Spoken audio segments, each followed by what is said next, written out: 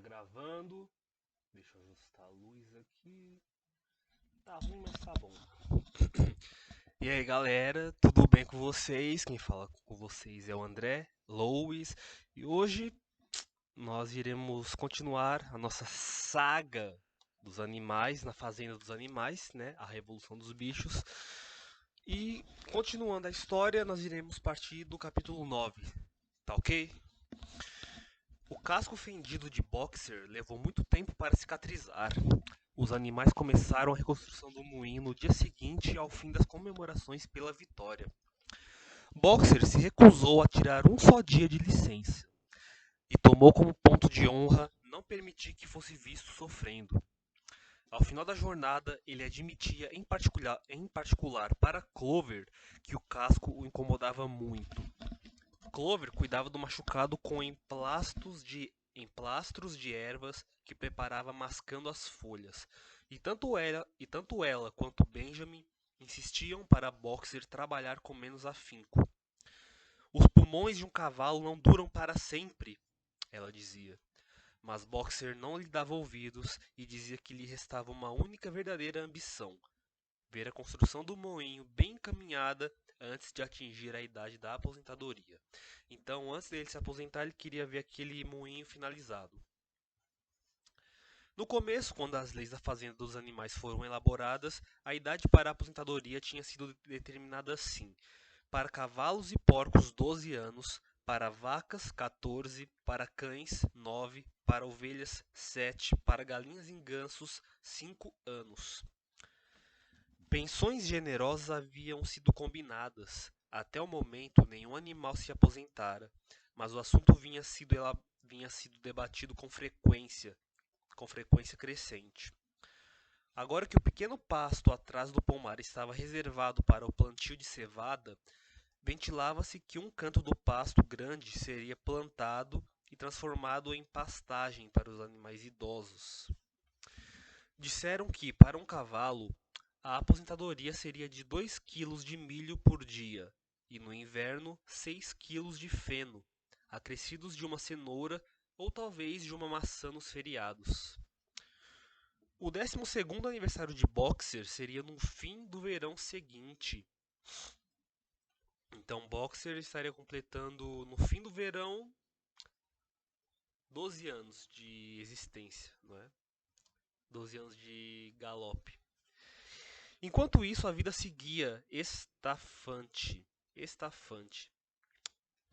O inverno foi tão frio quanto o anterior e a comida era ainda mais escassa.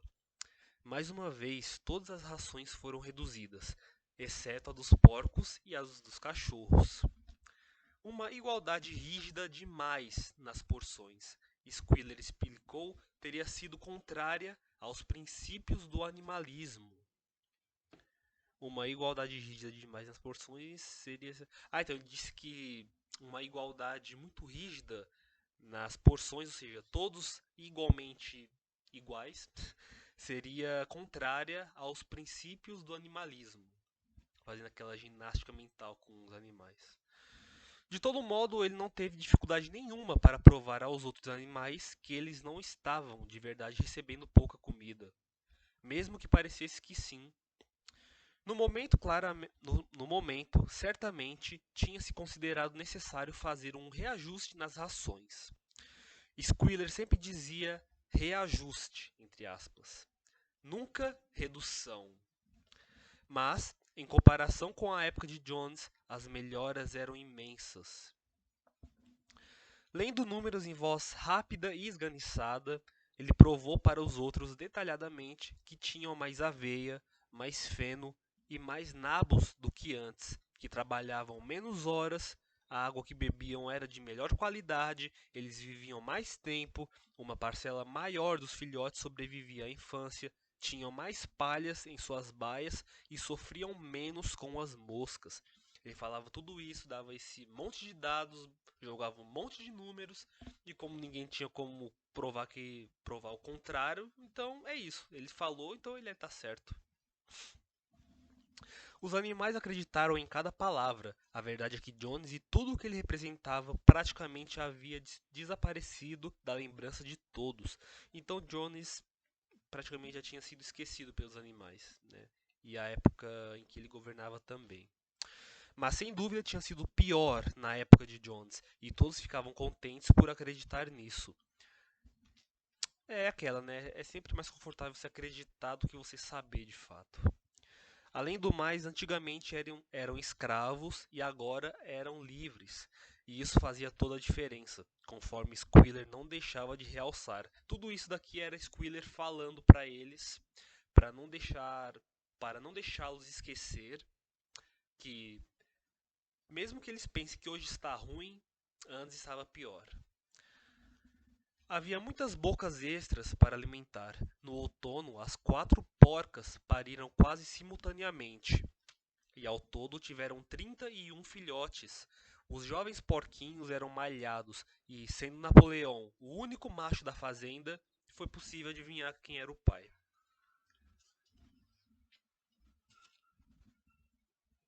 Eu não sei se vocês ouviram isso, mas se vocês ouviram, eu sinto muito. Era um carro cantando pneu aqui. Aqui é normal esse tipo de coisa. Anunciou-se que mais tarde, quando madeira e tijolos fossem comprados, essa luz está muito forte na minha cara, parece que eu sou mais branco do que eu realmente sou. Tá bom, beleza. Quando madeira e tijolos fossem comprados, uma escola seria construída no jardim. Por enquanto, os leitões seriam ensinados pelo próprio Napoleão na cozinha da sede. Então, a educação dos porquinhos estaria encarregada do Napoleão, ele que daria a educação necessária para eles. A educação que ele acha necessária. Exercitavam-se no jardim e eram desencorajados a brincar com outros animais jovens, então eles eram restritos a ficar entre eles. Eles não interagiam com os outros animais. Acredito que por parte do Napoleão não deixar isso acontecer. Mais ou menos nessa época também baixaram uma norma, segundo a qual, quando um porco e outro animal se cruzassem no caminho, o outro animal é que deveria ceder a passagem. Também decretou-se que todos os porcos, qualquer que fosse sua posição, teriam privilégio de usar fitas verdes nos rabicós aos domingos. Lembrando que essa regra de fitas, assim como a Molly usava fita, era proibido. Não era permitido usar fitas porque fitas eram algo usado pelos seres humanos. Então era uma lembrança dos seres humanos. Então eles tinham proibido isso. Porém agora teriam o privilégio de usar fitas verdes nos rabicós aos domingos. Todos os porcos e somente os porcos. A fazenda obteve razoável sucesso naquele ano, mas ainda faltava dinheiro. Tijolos, areia e cal para a escola precisavam ser comprados, e seria preciso começar a poupar de novo para o motor do moinho. Fora isso, havia os lampiões a óleo e as velas para a casa, açúcar para a mesa de Napoleão. Aí ele abre parênteses. Açúcar este que ele proibia aos demais porcos, alegando que os deixariam gordos. Então ficava só com ele o açúcar. E todas as substituições corriqueiras de ferramentas: pregos, cordas, carvão, ferro e biscoito de cachorro. Um fardo de feno e parte da colheita de batata foram vendidos, e o contrato para o fornecimento de ovos aumentou para 600 por semana, de modo que naquele ano as galinhas mal chocaram pintinhos suficientes para manter o nível da população. Bom, quando se aumenta. Então é isso, eles começaram a vender mais ovos, porém estavam crescendo, estavam nascendo menos pintinhos, então isso a longo prazo não ia dar certo, não é? Tá. As rações já reduzidas em dezembro foram reduzidas de novo em fevereiro, e as lamparinas das baias foram proibidas porque era necessário economizar óleo. Mas os porcos pareciam bem confortáveis e estavam até na verdade ganhando peso. Certa tarde, no fim de fevereiro, um aroma quente, suculento e apetitoso, como os animais nunca tinham sentido, flutuou através do pátio, saindo da pequena cervejaria ao lado oposto do terreno. A cervejaria tinha caído em desuso já na época de Jones e ficava depois da cozinha. Alguém disse que era cheiro de cevada sendo cozida. Os animais farejaram o ar, famintos, e se perguntaram se uma refeição quente estava sendo preparada para o jantar. Mas nenhuma refeição quente apareceu, e no domingo seguinte foi anunciado que dali em diante toda a cevada seria reservada aos porcos. O campo atrás do pomar já tinha sido semeado com cevada, e logo vazaram notícias segundo as quais todos os porcos recebiam agora um copo de cerveja por dia, sendo para Napoleão 3 vezes mais e servida sempre na terrina de sopa do aparelho de jantar Crown Derby. No entanto, se havia dificuldades a suportar, elas eram em parte compensadas pelo fato de que a vida agora tinha muito mais dignidade do que antes. É o que eu falei, embora se tá ruim agora, antes estava pior. Não importa o quão ruim esteja agora, antes estava pior. Havia mais músicas, mais discursos, mais desfiles. Napoleão dera ordens de que, uma vez por semana, fosse organizada uma coisa chamada demonstração espontânea, cujo objetivo era comemorar as lutas e as conquistas da fazenda dos animais.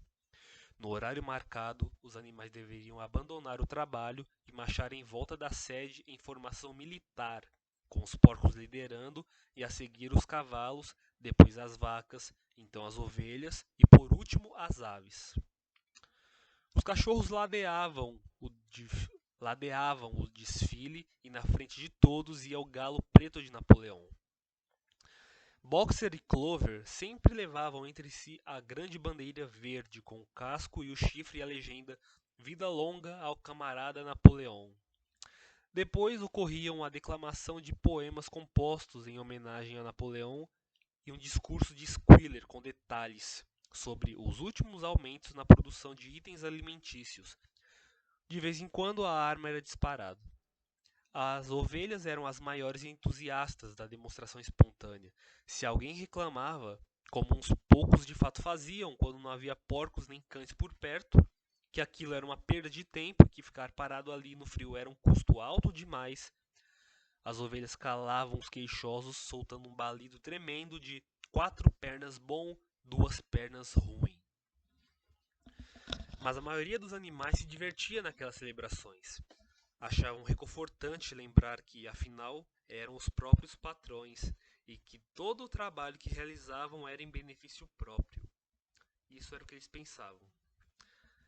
De maneira que, com as canções, os desfiles, a lista de números de Squealer, o estrondo da arma, o cocoricó do galo e o tremular da bandeira, eles conseguiam se esquecer, ao menos por um período, de que suas barrigas estavam vazias. Em abril, a Fazenda dos Animais foi proclamada uma república e se tornou necessário eleger um presidente. Houve só um candidato, Napoleão, que foi eleito por unanimidade. Nossa, mas que surpresa, não é? No mesmo dia, divulgou-se que novos documentos tinham sido descobertos, revelando ainda mais detalhes sobre a cumplicidade de Snowball com Jones. Parecia agora que, ao contrário do que os animais tinham pensado antes, Snowball não havia apenas tentado perder a batalha do estábulo por meio de estratagema, mas que tinha combatido abertamente ao lado de Jones. Na verdade, fora o verdadeiro líder das forças humanas e se lançara ao ataque aos gritos de vida longa à humanidade.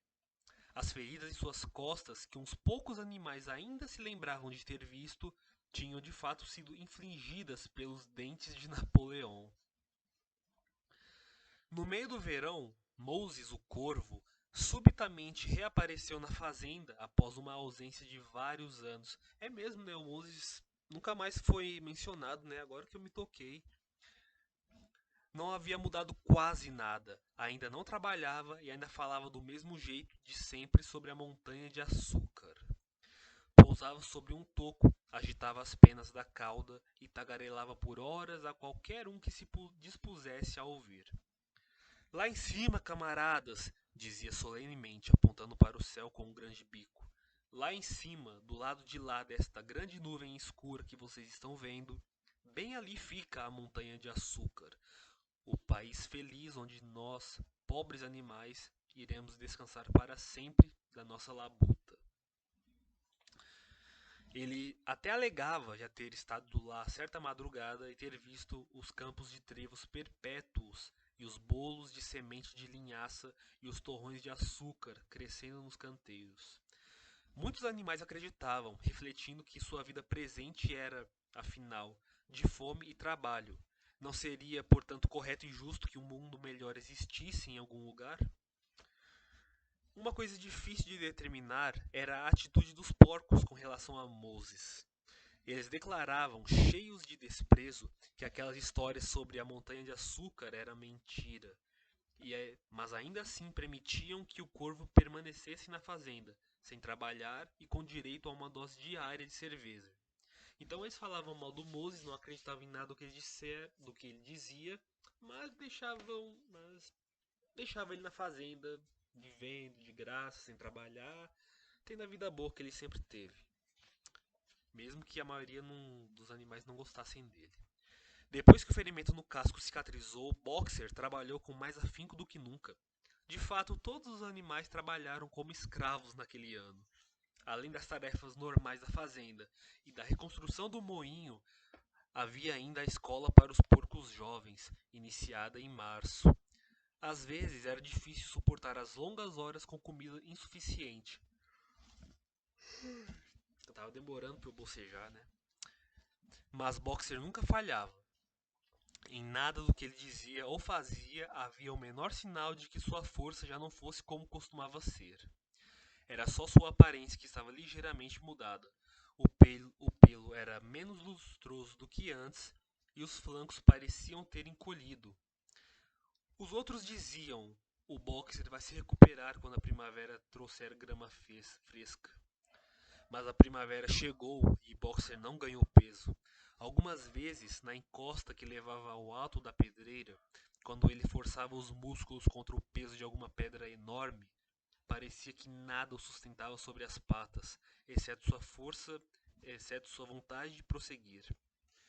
Nessas ocasiões era possível ver seus lábios formando as palavras "vou trabalhar mais ainda". Ele já não tinha voz. Mais uma vez, Clover e Benjamin o alertaram para cuidar da saúde, mas Boxer não lhes deu atenção. Seu 12º aniversário se aproximava. Ele não se importava com o que pudesse acontecer, desde que um bom estoque de pedras fosse acumulado antes de sua aposentadoria. Certa noite de verão, já bem tarde, um boato repentino correu à fazenda, dando conta de que algo acontecera a Boxer.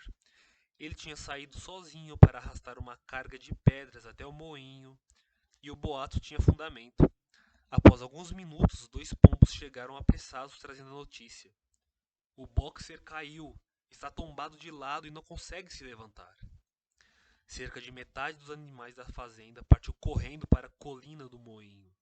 Lá estava Boxer, entre as hastes da carroça, com o pescoço esticado, incapaz até mesmo de erguer a cabeça. Os olhos estavam vidrados e os flancos encharcados de suor. Um fiozinho de sangue pingava de sua boca. Clover se ajoelhou ao lado dele. Boxer, como você está? É meu pulmão, ele respondeu com a voz fraca. Mas não faz mal. Acho que vocês vão conseguir terminar o moinho sem mim. Já tenho uma boa quantidade de pedras estocadas. De qualquer forma, eu só tinha mesmo mais um mês de trabalho. Para dizer a verdade, eu estava ansioso pela minha aposentadoria. E como o Benjamin também está ficando velho, talvez eles autorizem que ele se aposente ao mesmo tempo e me faça companhia. Precisamos ir buscar ajuda agora mesmo, disse Clover. Alguém vá correndo contar ao Squealer o que aconteceu. Todos os animais voltaram imediatamente rumo à sede, para dar a notícia a Squealer. Apenas Clover permaneceu, e Benjamin, que se deitou ao lado de Boxer e, sem falar nada, usou o longo rabo para manter as moscas afastadas. Depois de aproximadamente um quarto de hora, Squealer apareceu, cheio de solidariedade e preocupação. Ele disse que o camarada Napoleon tinha recebido com profunda tristeza a notícia sobre o infortúnio ocorrido com um dos trabalhadores mais leais da fazenda e já estava tomando providências para enviar Boxer ao hospital em Wellington. Os animais se sentiram um pouco inquietos ao ouvir isso. Exceto por Molly e Snowball, nenhum outro bicho jamais havia saído da fazenda. E eles não gostavam de imaginar o camarada doente entregue a mãos humanas. Entretanto, Squealer os convenceu com facilidade de que o cirurgião veterinário em Wellington poderia cuidar de Boxer mais satisfatoriamente do que seria possível na fazenda. E meia hora depois, quando Boxer havia se recuperado um pouco, conseguiu com dificuldade se levantar e cambalear de volta para sua baia, onde Clover e Benjamin haviam preparado uma boa cama de palha para que se deitasse. Nos 2 dias seguintes, Boxer permaneceu na baia. Os porcos mandaram entregar uma grande garrafa de remédio cor-de-rosa que haviam encontrado no armário de medicamentos do banheiro. E Clover ministrava a dose a Boxer 2 vezes ao dia após as refeições.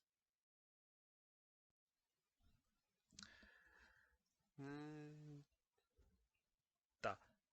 À noite ela ficava na baia para lhe fazer companhia, enquanto Benjamin espantava as moscas. Boxer afirmava não lamentar o ocorrido. Caso conseguisse se recuperar bem, ainda poderia viver mais 3 anos, e ansiava pelos dias de paz que teria no canto do pasto grande, na sua teórica aposentadoria. Não é? Seria a primeira vez que teria tempo livre para estudar e se aprimorar.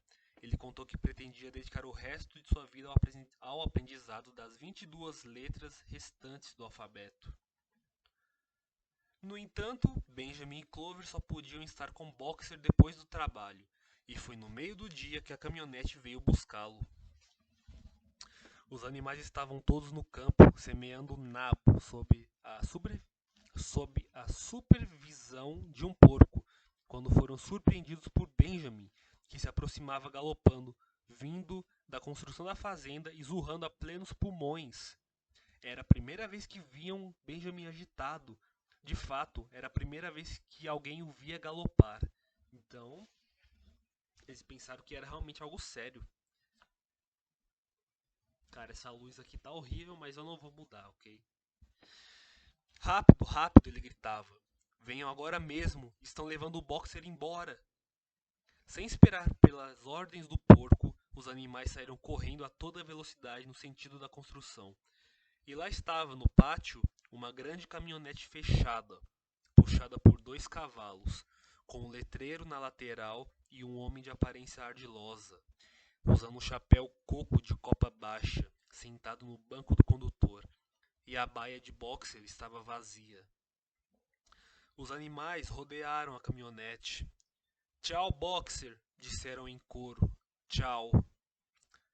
Tolos, tolos, berrou Benjamin, dando pulos em volta deles e pisoteando o solo com os pequenos cascos. Seus tolos, vocês não estão vendo o que está escrito na lateral da caminhonete?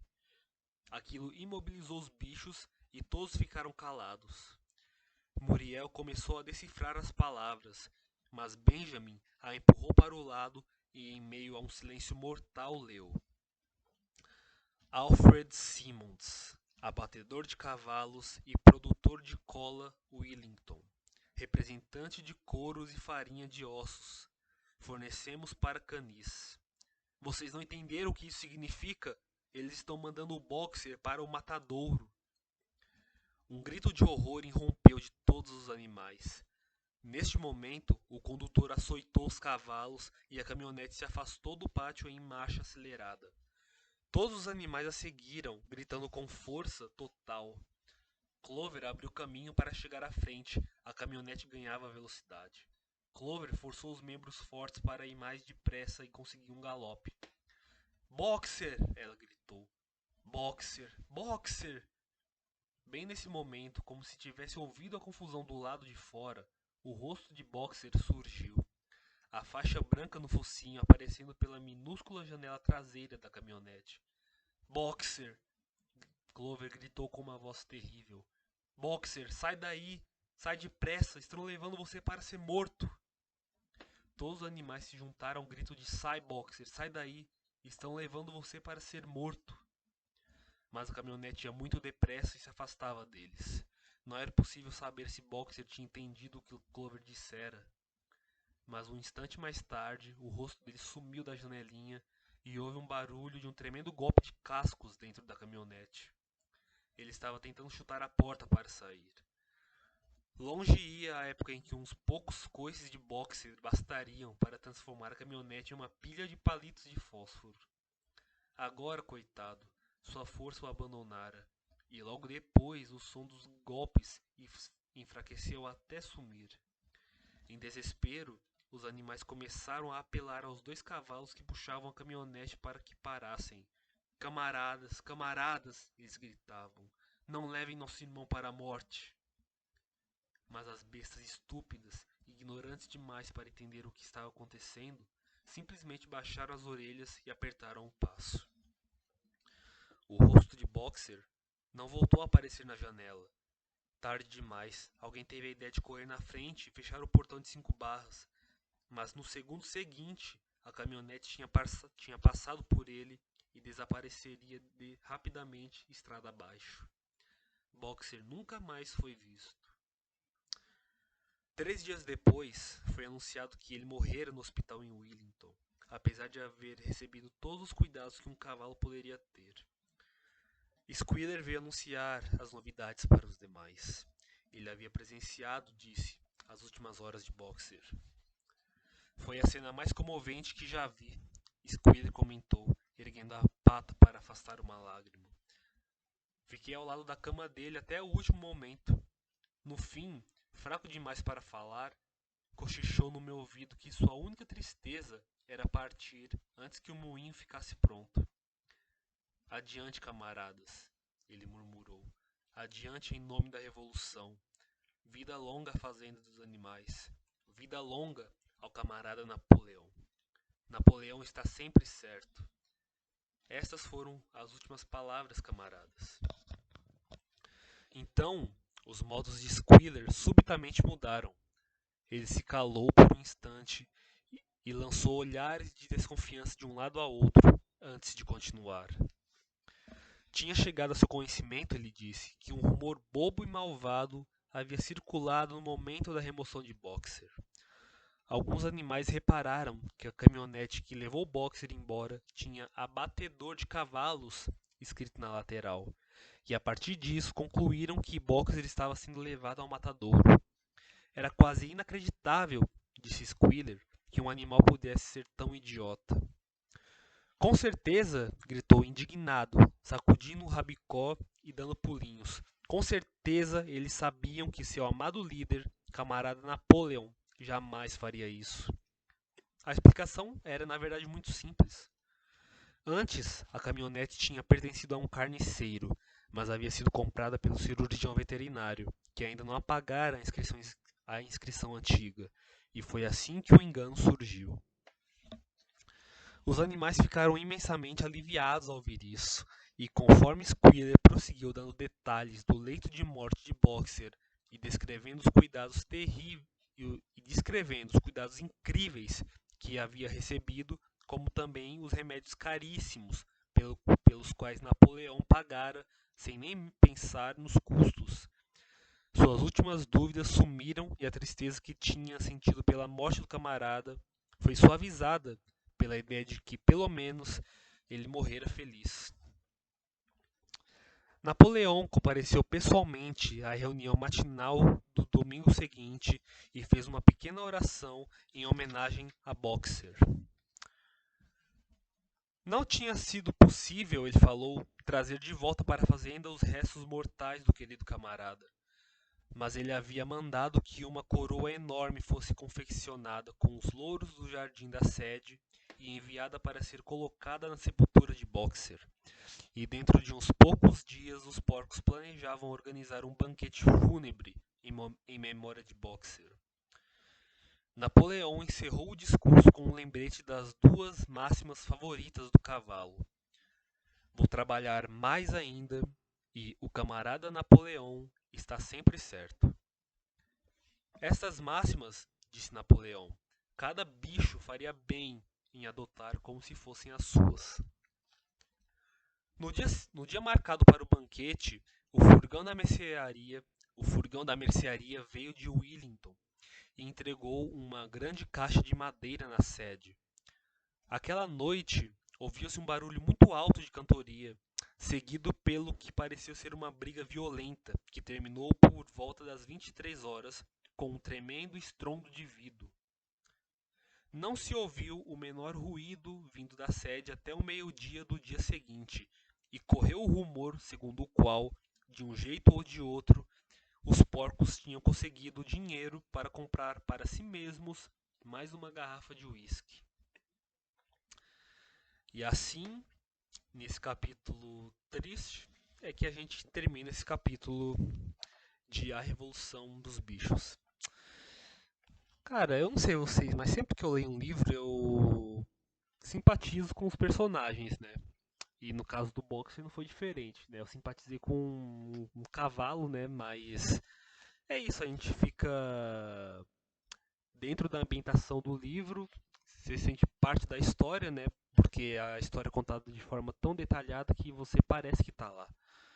Então, quando um personagem acaba tendo um fim desse, você acaba ficando meio bodeado, né? Fica meio triste. É isso que os livros bons fazem, né? Então é isso, pessoal. Esse é o fim do capítulo 9. Um final bem triste, bem agridoce. E a gente se vê no próximo capítulo, que, se eu não me engano, deixa eu ver, é o último. O capítulo 10 será o último. Então, até o último episódio.